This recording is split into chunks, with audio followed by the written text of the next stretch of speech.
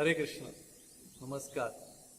तर गेल्या व्हिडिओत म्हटल्याप्रमाणे की दर 10-12 दिवसांनी मी आयुर्वेद आणि साधक भक्तांच्या विषयावर एक व्हिडिओ बनवीन.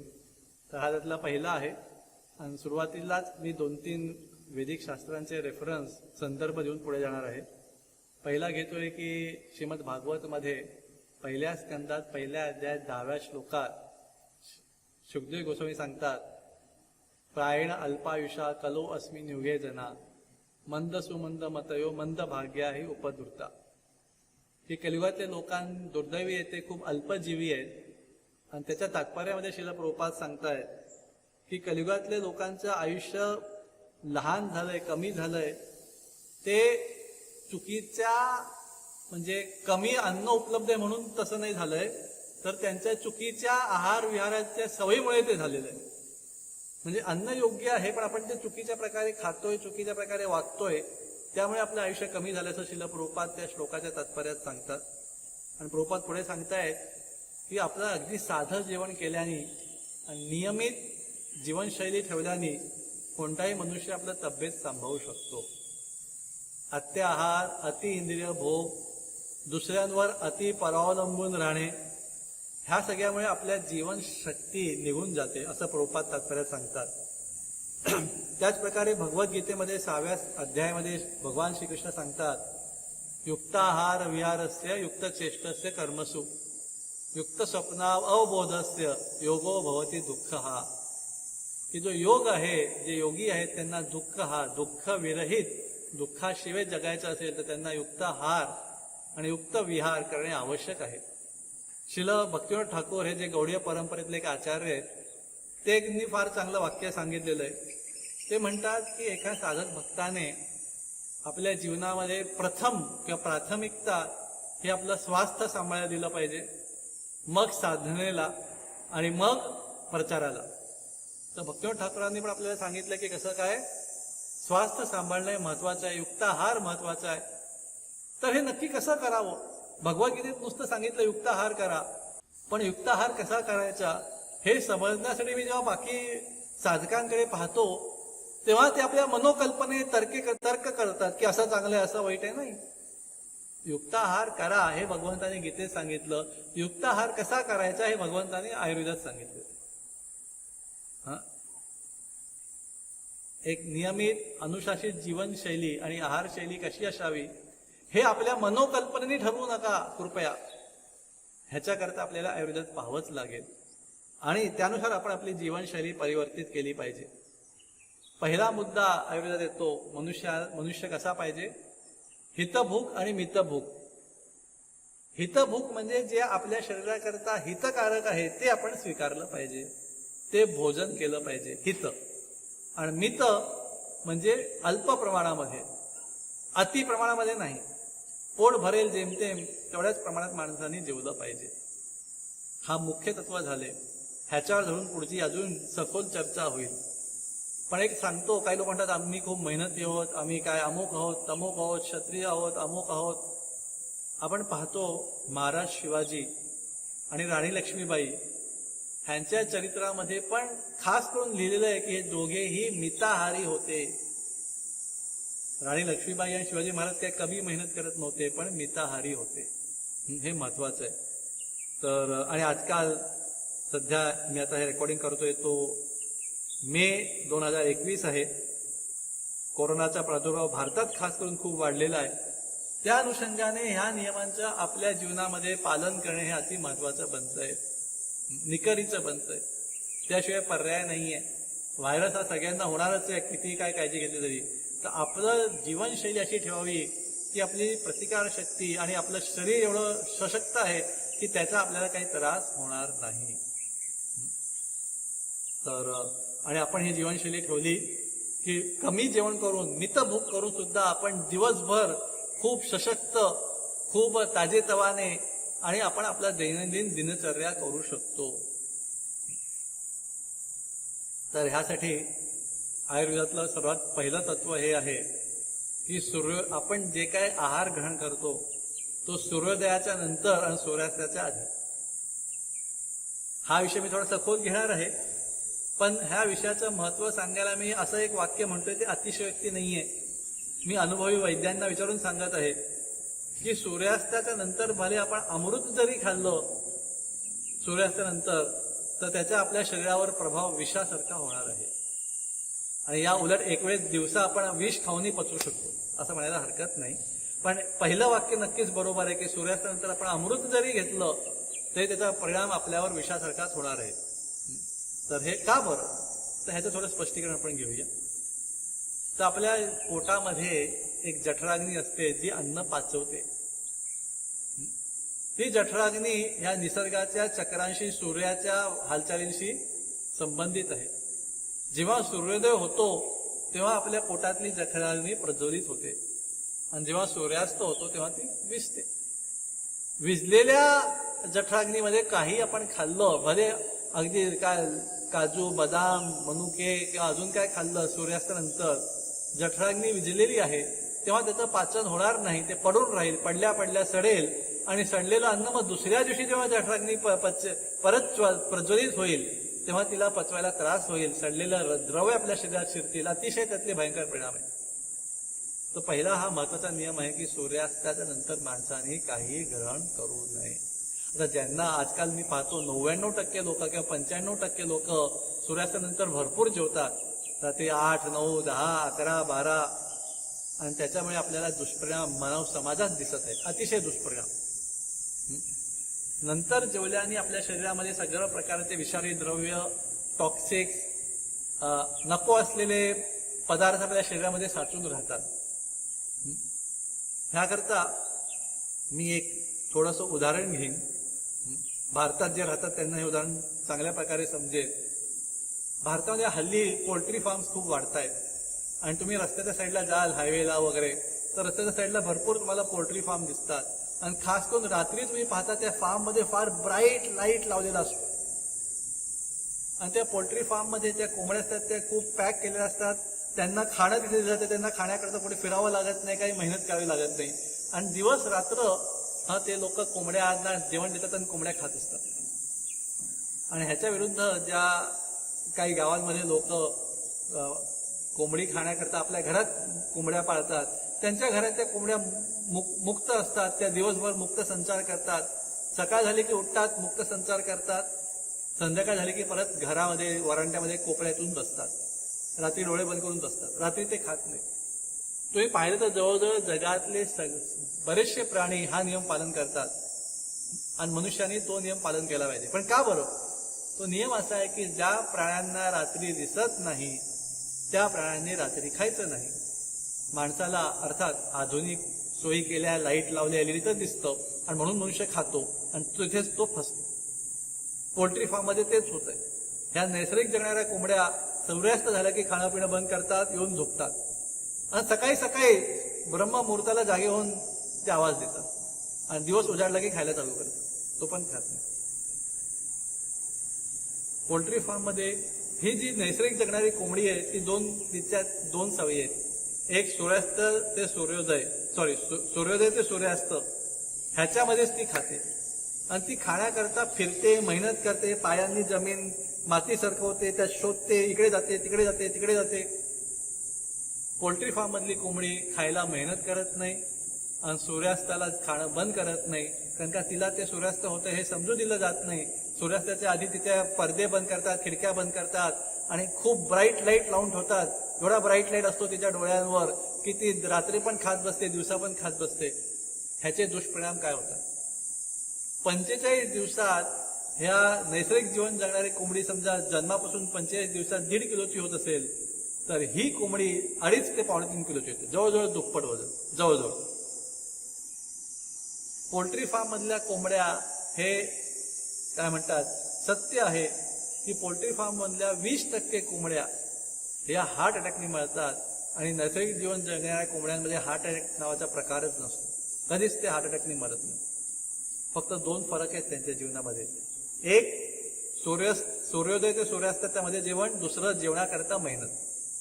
ह्या 2 वस्तू आपण घालवल्या तर आपण काय म्हणतो, ओबेस, लठ्ठ बनतो, आपल्याला हार्ट अटॅकचे प्रमाण 20% वाढतात आणि ह्या पोल्ट्री फार्म मधल्या कोंबड्या एवढ्या नाजूक असतात की नुसतं भीती आली, ढग गडगडले किंवा काय असं झाड वगैरे पडलं, मोठा आवाज झाला तर ते घाबरतात आणि त्यांनी ते शॉकनी पण मरतात. तर हा नियम इथे उदाहरण घेऊन मी थांबतो. हा अतिशय महत्वाचा आहे. पहिला, मी 1-2 वैद्यांना पण विचारलं, ते म्हटले बरोबर आहे, जरी सूर्यास्तानंतर आपण अमृत जरी खाल्लं तरी त्याचा काही लाभ होणार नाही. बरेचसे लोक मला प्रश्न विचारणार आहेत की दूध प्यावं का नाही, मग बिस्किट खावं का नाही, मग हे करावं का नाही, ते सगळं आपण चर्चा करू. पण काही खा किंवा नका खाऊ, पहिला नियम महत्वाचा आहे की सूर्योदयापासून सूर्यास्तामध्येच खायचं. त्याच्या पलीकडे खाल्लं तर ते शरीराला लागणार नाहीये, उलट त्यातनं शरीरामध्ये दुष्परिणाम होणार मात्र नक्की आहे. अर्थात जे लोकांना सवय आहे ऑलरेडी लेट नाईट खायची, उशिरा रात्री खायची, त्यांना आपली सवय बदलताना पहिले 3 ते 4 दिवस, जास्त नाही, 3 ते 4 दिवस थोडा त्रास होईल. तेव्हा त्यांना भूक लागेल रात्री 8:30, 9, 10 वाजता, ते एखादं फळ किंवा एखाद मूठ कुरमुरे किंवा एखाद मूठ राजगिराच्या त्या लाह्या, त्यात थोडासा गूळ घालून किंवा असं काय ते हलकंसं एखाद बाउलभर काय खाऊ शकतात, 1-2 केळी वगैरे असं. पण जास्त खाऊ नका. आणि 3 ते 4 दिवसात तुमची सवय बदलेल आणि मग तुम्हाला रात्री भूक लागणं बंद होईल. पण सवय बदलताना पहिले 3-4 दिवस थोडं ऍडजस्ट करावं लागेल. पुढचा मुद्दा महत्वाचा की जेव्हा कधी तुम्ही, आता ठीक आहे, पहिला मुद्दा स्पष्ट झाला, सूर्योदयापासून सूर्यास्ताच्या मध्येच जेवण करणे, काही खायचं असेल ते.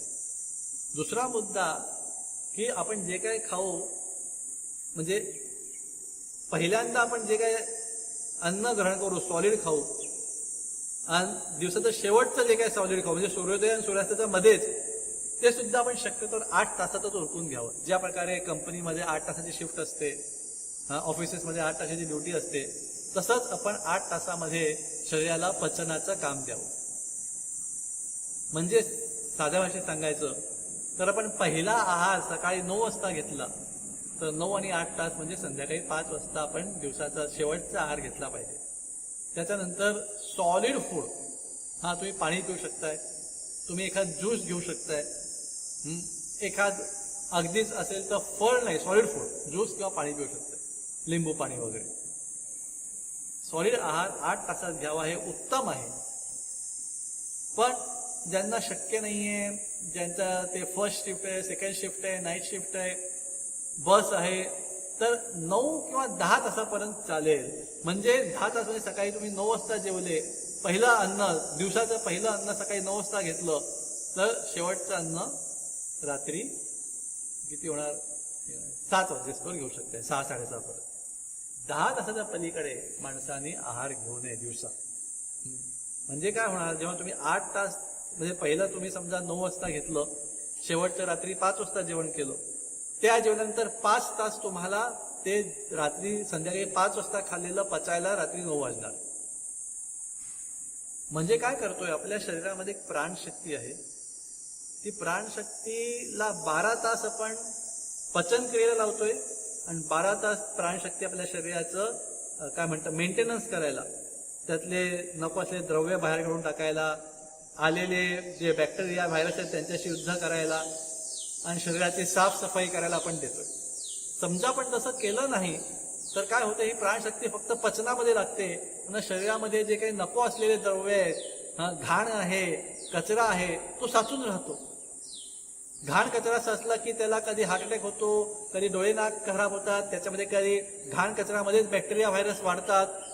आपल्या शरीरामध्ये घाण कचरा नसेल, स्वच्छ असेल तर बॅक्टेरिया व्हायरस आपल्या शरीरामध्ये तग धरू शकणार नाही. फक्त बाहेर कोरोनाचे नाही, कोणतेच. म्हणून शरीर स्वच्छ ठेवणं महत्वाचं आहे. शरीर स्वच्छ ठेवायचं असेल तर 12 तास त्याला स्वच्छ करायला वेळ दिला पाहिजे. म्हणून 12 तासामध्ये पचन प्रक्रिया संपली पाहिजे. आणि 12 तासामध्ये पचन प्रक्रिया संपवायची असेल तर आपल्या दिवसभरात खाण्याची वेळ 8 ते 9 तासाचीच पाहिजे. सकाळी तुम्ही 8 वाजता पहिलं घेतलं तर संध्याकाळी 4-5 पर्यंत दुसरं घ्या आणि विषय संपवा. त्यानंतर खायचं नाही. त्यानंतर 3-4 तास पचनाला जातील आणि रात्री तुम्ही एवढ्या खाल्लं तर आम्ही कमजोर बनू, आम्ही बेशुद्ध बनू, नाही. तुम्ही पहा, तुम्ही हे जे पहिले 2 नियम पालन केले, सूर्यास्त आणि सूर्योदयाच्या मध्येच खाणं आणि 8 तासात जेवण करून घेणे, नंतर काही खायचं प्यायचं नाही, तुम्ही 2-3 दिवसात पाहाल, 5 ते 7 दिवसात पाहाल, तुमचं शरीर जास्त शक्तिशाली बनतंय, जास्त उत्साह तुमच्या शरीरामध्ये संचारेल, त्यानंतर तुमचं शरीर स्वच्छ बनेल, हलकं बनेल आणि शक्तिशाली बनेल. हे नियम तुम्ही करून पहा. आणि हा नियम सांगायच्या आधी संपवायच्या आधी मी एक उदाहरण घेतो आणि पुढे जातो. ज्या प्रकारे हायवे आहे, रोड आहे आणि रोडवर गाड्या चालू असतात आणि तो रोड रिपेअर करायचा आहे, तर गाड्या जेव्हा चालू आहेत तेव्हा रोड रिपेअर होऊ शकत नाही. तुम्हाला गाड्या थांबवल्या पाहिजे आणि मग तेव्हाच तो रोड रिपेअर होईल. त्याच प्रकारे आपली पचन प्रक्रिया चालू आहे, आपण दिवस रात्र खातोय, दिवसा पण सारखं खातोय, तर आपल्या शरीरामध्ये रिपेअर, मेंटेनन्स, रोगप्रतिकार शक्तीचं वर्धन होणार नाही. ते करायचं असेल तर 12 तास पचन, 12 तास इकडे. 12 तास पचन करायला 8 ते 9 तासातच तुम्ही खाऊन घेतलं पाहिजे, कारण का त्याच्यानंतर शेवटचं पचन व्हायला अजून 2-3-4 तास लागणार आहे. हे तुम्ही पालन केलं तर तुमचं शरीर खूप उत्स्फूर्त, खूप उत्साहदायी, सशक्त आणि एकदम फ्रेश असणार आहे. आणि कोणत्याच शरीरात तुम्हाला कधी काही दुखणार नाही. कधी गुडघा दुखतोय, कधी डोकं दुखतंय, कधी पाठ दुखतेय, असलं घडणार नाही. तुम्ही करून पहा. मी जे बोलतोय ते करून पहा. आहाराबद्दल अजून 1-2 बारीक नियम घेऊन आजचा विषय थांबवूया. पहिला नियम, सूर्योदय ते सूर्यास्ताच्या मध्ये खायचंय. दुसरा, सॉलिड आहार 8 ते 9 तासात घ्यायचा आहे. सकाळी 8 वाजता घेतला तर संध्याकाळी 4-5 पर्यंत दुसरा आणि मग संपवायचं. जे काय कोणी सकाळी 8 ते 4 करेल, कोणी 9 ते 5 करेल, कोणी 10 ते 6 करेल. तुमच्या नोकरी धंद्यानुसार तुम्ही करू शकताय. पण 8 ते 9 तासाच्या बाहेर सॉलिड आहार दिवसातनं घ्यायचा नाही. जो काय सॉलिड आहार घ्यायचा आहे तो 8 ते 9 तासाच्या आतच घ्यायचा आहे. मग किती खावं? सोपं उत्तर आहे, जेव्हा भूक लागेल तेव्हा दिवसा. ह्या 2 नियमांचं पालन करून जेव्हा भूक लागेल तेव्हा, आणि जेवढी भूक आहे तेवढंच खावं, जास्त खाऊ नये. आणि किती पाणी प्यावं? जेव्हा तहान लागेल तेव्हा, आणि जेवढी तहान आहे तेवढंच पाणी प्यावं. काही लोक म्हणतात दिवसात 4 लिटर प्या, तहान नसताना जबरदस्ती पितो. नाही, ते चुकीचं. जेवढी तहान लागेल तेवढी, जेव्हा तहान लागेल तेव्हा पाणी प्यायलं पाहिजे. जेव्हा भूक लागेल दिवसा, आणि जेवढे भूक लागेल दिवसा तेवढंच आपण खाल्लं पाहिजे. पुढचे 2 छोटेसे मुद्दे आहेत, ते घेऊन आजचा विषय मी संपवणार आहे. पहिला छोटा मुद्दा आहे की जे काही आपण खाऊ ते जेवढं नैसर्गिक स्वरूपामध्ये असेल तेवढं चांगलं. प्रोसेस करून, त्याचं मिक्सर करून, त्याचं काय तळून, त्याचं फ्राय करून खाऊ नका. जे नैसर्गिक स्वरूपामध्ये, धान्य असेल त्याला शिजवायला पाहिजे. फळं आणि भाज्या आपण नॅचरल स्वरूपात खाऊ शकतो, त्याचा शरीराला खूप लाभ आहे. भाज्या आपण जवळजवळ सगळ्याच आपण न शिजवता खाऊ शकतो, पण शिजवायचं असेल तर कमीत कमी शिजवून खा. शिजवण्याबद्दल मी पुढे बोलणार आहे. त्याचा काय फायदा आहे?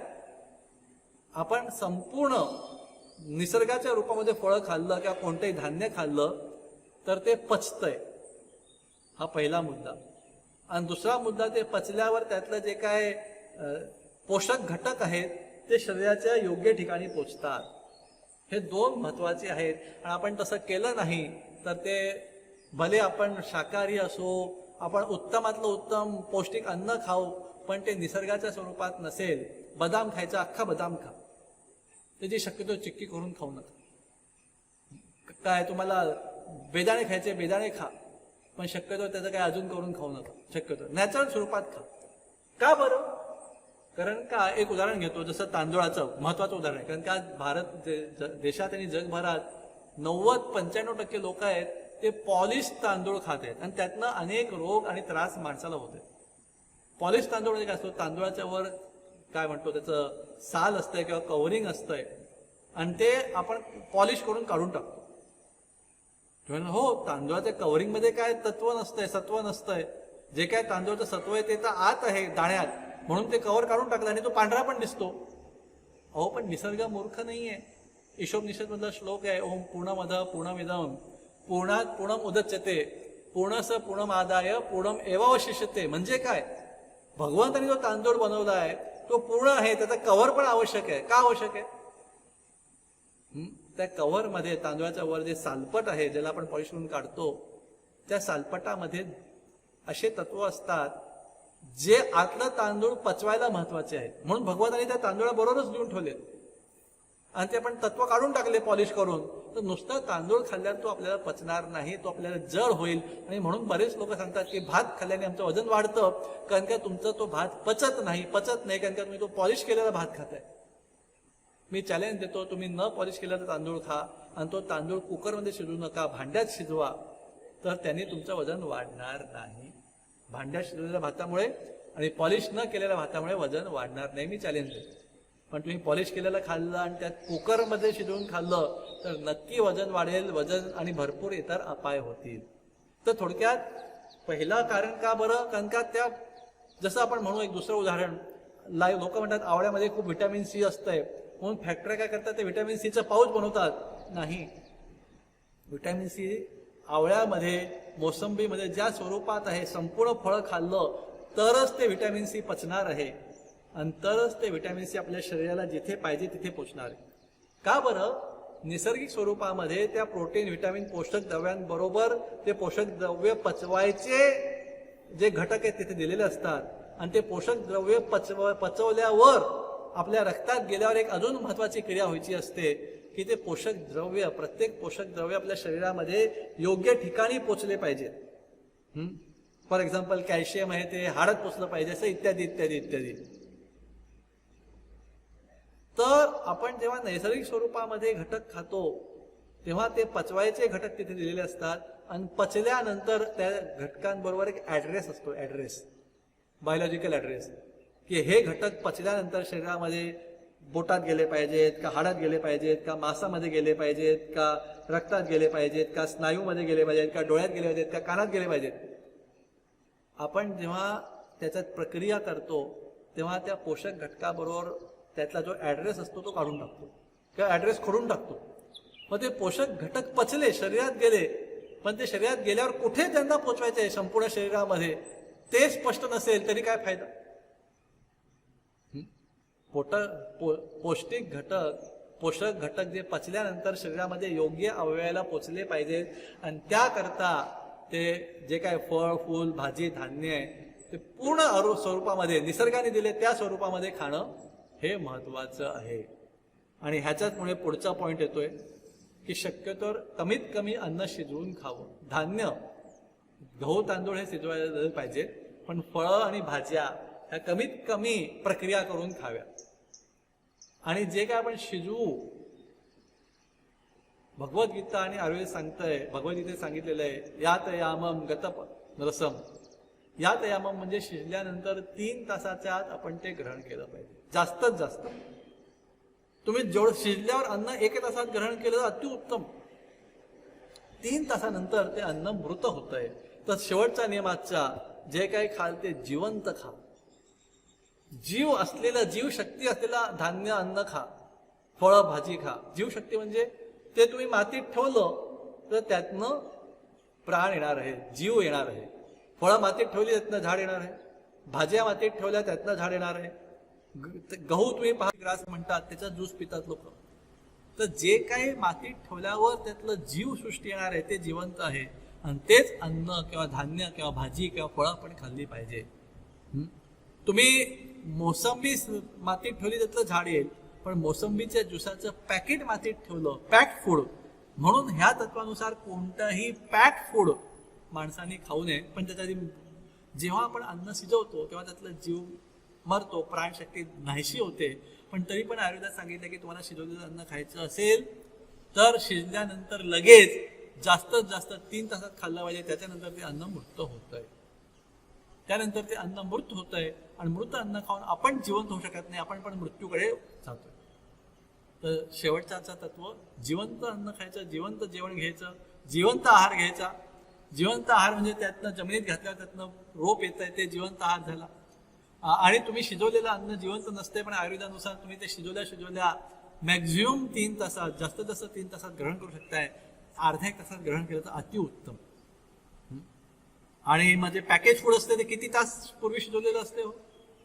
पॅकेज मधले चिप्स आणि काय सॉस 3 तास सोडा, मे बी 3 दिवस, मे बी 3 आठवडे, मे बी 3 महिने, हे काही 3 वर्ष जुनं शिजवलेलं असते. असलं खाऊन मनुष्याला अनेक प्रकारचे आजार आणि मृत्यू ओढवणार आहेत. तर आजचा शेवटचा नियम आहे, नियम नाही, आजचं शेवटचं चांगली सवय आहे. नियम म्हटलं की वाईट वाटते, पण चांगली सवय आहे की आपण जिवंत स्वरूपामध्ये अन्न खावं. आपल्याला कधी कधी शिजलेलं खायची इच्छा असेल, शिजलेलं खाऊ शकताय, तर ते शिजवल्यानंतर 3 तासाच्या आत, शक्यतो अर्ध्या तासातच ग्रहण करावं, पण जास्तीत जास्त 3 तासात. तर हा विषय म्हणून मी थांबतो. आपल्यापैकी अनेक लोकांना काही प्रश्न असतील तर मी आता ह्याच्यानंतर माझा ईमेल आय डी देते, त्याच्यावर तुम्ही मेल करू शकता प्रश्न. मी शक्यतो लवकरात लवकर ते उत्तर द्यायचा प्रयत्न करीन. अर्थात पुढचे सेशन्स मी जसं म्हटलं तसं जरा 8-10 दिवसांनी बनवणार आहे, एक व्हिडिओ छोटा 20-25 मिनिटाचा. ते तुम्ही पाहिले तर तुमचे बरेचसे प्रश्न पुढच्या व्हिडिओमध्ये स्पष्ट होत जातील. नमस्कार. हरे कृष्ण.